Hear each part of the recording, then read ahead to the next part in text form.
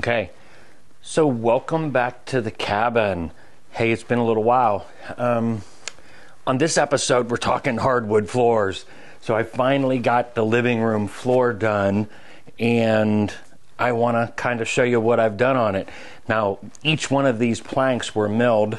Hi, Lavender. Good morning. It's early morning, like 6 a.m. here in Ohio. It's just me and the critters up this morning, so of course they're wanting all their attention. Huh.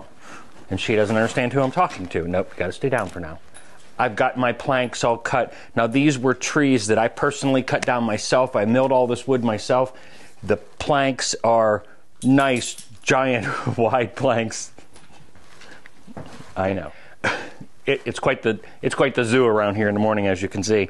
So all these planks are giant, wide planks. They vary from about 26, 27 inches all the way down to like 16 inches, 17 inches is probably my smallest board. And I wanted to keep those gigantic wide planks. So what I want to do is just walk you through the process and then give you show you some of the pictures of the parts of this that I like. You know, there's places that like this here where there's still saw marks in the floor, and I love the old saw marks and the knots. You know, these boards are laying pretty flat. One of the questions that a lot of people ask me is, what about cupping? Will the boards cup because they're so wide? And what you have to understand is why a board cups. Boards cup because they dry out faster on one side than the other. So one side of the board is trying to grow longer and one side is trying to shrink. So if you get your boards stacked and stickered and get some weight on them and get them good and dry before you use them, they'll be less likely to cup. If you throw the boards on the floor, like I did here, sand them off and put a clear coat over top of them, now the top of that board can't dry out quite as fast as the bottom that's touching the other wood. The other wood underneath of it will suck out the moisture, while the top can't dry at all because you clear coated it, so the water has to go out the bottom. So the top will tend to stay more moist longer. That will tend to make that board cup. So the most important thing is to get them dry, and then also don't panic, because I noticed when I did the kitchen side that a couple boards started to cup on me, but then they laid back down. So as soon as that moisture went out and the other side of that board shrunk again, that board laid right back down where it belongs. So I have very little cupping at all. I think I have one little one here, but it's from a natural imperfection in the wood itself, and I don't mind. I really don't mind even stepping on something that's a little off kilter, because it really adds to the authenticity of what this cabin is. So anyway, let's take you downstairs real quick. Ignore the mess in the basement. I don't have a lot of working room. I have a bunch of junk down there. So let's go down and I'll show you for a couple minutes here the process of making each one of these boards. You know, they're all tongue and grooved, so I had to cut all the grooves in them and everything. So let's walk down and do that. So I'm down in the basement working on the hardwood floors, prepping the boards to go upstairs to go on the floor. All these boards have been cut probably a year ago, maybe a little bit more than a year ago. They dried outside, covered up under a, you know, stacked and stickered and covered up out there all summer, and then I moved them into the basement come winter and let them dry down here the rest of the time. So now it's time to get them cut down, get them put upstairs, tongue and grooved. So this one's my tongue, and that one's my groove. They're both set up so that I don't have to keep changing bits. The only problem is these boards are so big that you can't, one person alone can't run this thing through there without having a bigger, more expensive table. I really don't have the resources to buy that big of a table. You know, I don't know what they cost, $4,000 or $5,000 a piece, and I would need two of them if I didn't want to keep switching bits around. So what I did was bought these cheaper tabletops, and then I just use them for a guide, and actually I run the router through the board instead of the board through the router. So anyway, let me get this one out of the way. This is the one I need for the first cut. I know it's kind of unorthodox to do it this way, but it really works good. I mean, having this big surface, what I do is just flip it upside down, and you'll see, it goes really well.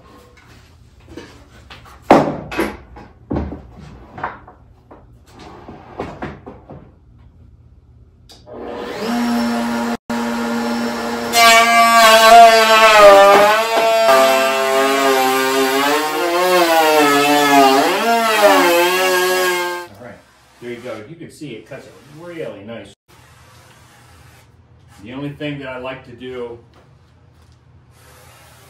additional, because these boards are not all flat, they're sort of a little bit wavy, I like to take a draw knife and just go along and take off that edge a little bit. It helps me when I'm putting it together. It's already a bear to put together. I'm using sledgehammers and boards and to really get it together nice. So by taking off that edge, it won't be hitting. So I just go along and just peel that edge off a little bit.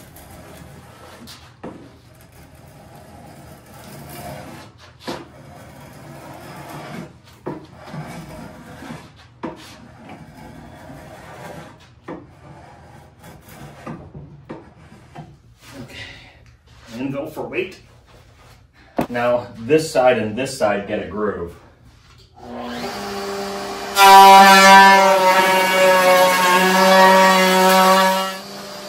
The boards on that floor up there average from, right now they're averaging from about 26 inches. This one's 18. Some of them are going to get a little bit smaller pretty soon, but the living room floor is almost done, so it doesn't matter. Small being 15 inches. So you can see as this groove comes across here, it stays pretty close to the center, even though it's the board is warped just a little bit. So anyway, back to work. And Lavender, come here, babe. Come here. Lavender does not like the noise. She would rather be out in the rain than for me to be pounding on these boards, because I got to use a sledgehammer to get them in, especially the big one. So she doesn't like it very much at all, do you, babe? Do you? I'm sorry. Okay, come on. She's peeking around the corner. I don't know if you can see her or not.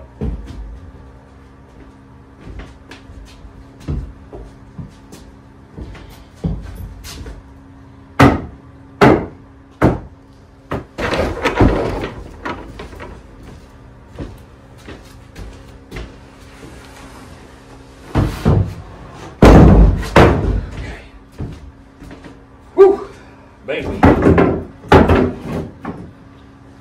I just use those scrap pieces of wood so that I'm not beating up my boards.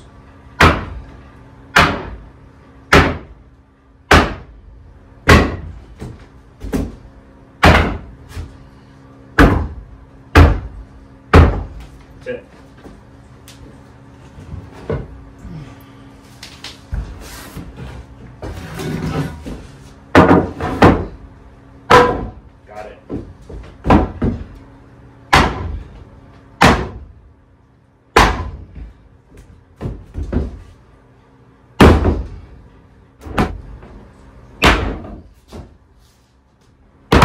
Sometimes these take a while.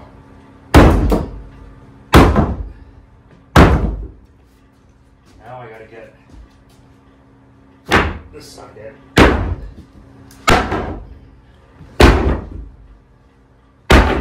Got it. Now I just gotta drive it home. Whew. And this is the part that Lavender does not like.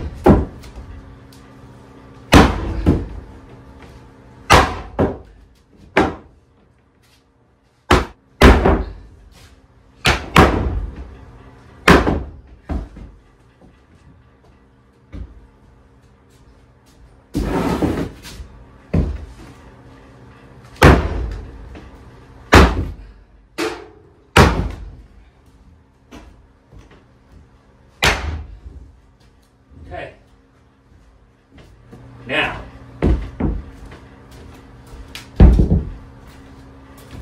I'm not even putting nails in this, because although it's pretty dry, I suspect there's a little bit of moisture stuck in there yet. If I nail it down now and it does shrink any, even if it's just a 1/16 of an inch, it'll have a 1/16 of an inch gap in between every board. So I don't want to do that. The kitchen side's been done for almost a year. It did shrink a little bit and I had to push it all over. So if I give it till the end of the winter, maybe into June or something, then I'm going to go through and I think I'm going to hand make my own nails and put nails in it, not just to hold it down, but for looks too. I want the nails in the boards every so often, so that'll be later though. I don't want to do it until after it shrinks up. So, come on, babe. Come on, you're fine. You're fine. You're fine.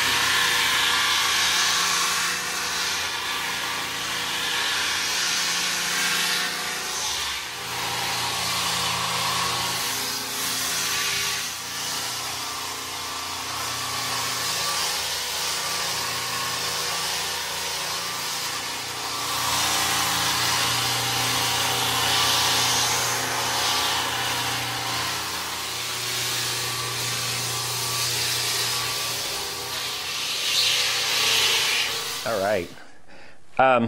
So my favorite parts of the floor is just the imperfections. I'm not a fan of perfect in any way, shape, or form, especially when it comes to this style building. Now, if you got a drywalled house and everything is perfect in that sense, well then I could see having a perfect floor, but I just didn't want to have something so perfect on the floor when everything else is so rustic. So that's my favorite parts of the whole thing, are just these, like I say, the saw marks, the knots in the floor.